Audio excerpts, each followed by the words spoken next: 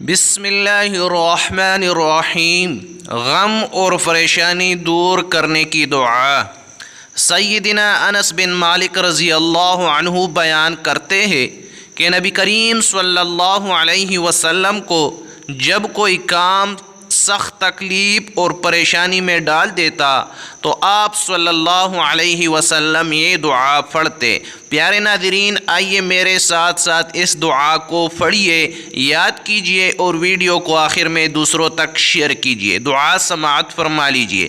یا حی یا قیوم برحمتک استغیث، اے زندہ اے قائم رکھنے والے، میں تیری رحمت کے ذریعے مدد کا طلبگار ہوں۔ اللہ تعالی ہم سب کے غموں اور پریشانیوں کو دور فرمائے، آمین۔